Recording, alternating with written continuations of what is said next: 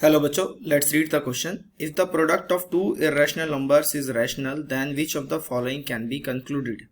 और हमारे पास चार ऑप्शन है. First is the ratio of greater and the smaller numbers is an integer.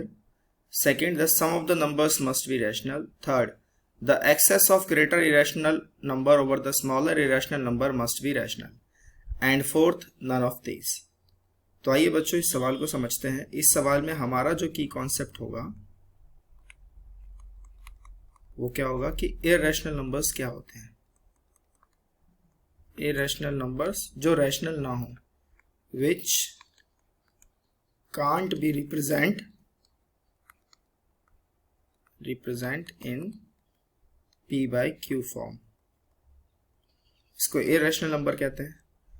अब हमें क्या बोला हुआ है सवाल में कि दो इररेशनल नंबर को मल्टीप्लाई करने पे रैशनल मिलता है.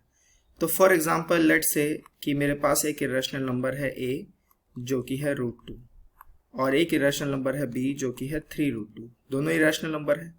जब मैं दोनों को मल्टीप्लाई करूं तो 3√2 इंटू √2 दैट इज 6.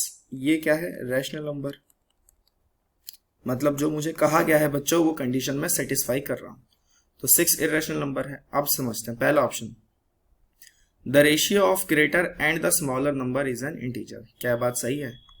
क्या b बाय a एक इंटीजर है? देखते हैं. 3√2 by √2, yes obviously it is an integer. तो पहला ऑप्शन तो सही है. लगे हाँ तो दूसरा भी देख लेते हैं. Some of the numbers must be rational. मतलब कि अगर 3√2 को मैं √2 में जोड़ूं तो ये कितना होता है? 4√2, जो कि क्या है? इररेशनल. तो रैशनल तो नहीं है. तो इसका मतलब ये कि दूसरा ऑप्शन गलत है. Excess of greater irrational number over the smaller irrational number must be rational. चलिए ये भी देख लेते हैं. एक्सेस का मतलब यानी कि डिफरेंस की बात कह रहा है ये. 3√2 में जब मैं √2 माइनस करूंगा तो 2√2 आएगा. तो ये भी क्या है? इरेशनल नंबर है. जबकि हमें सवाल में क्या बोला गया है कि ये रैशनल होगा, तो ये भी गलत है.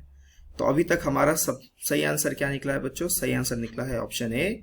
I hope you understand the question very well. Best of luck.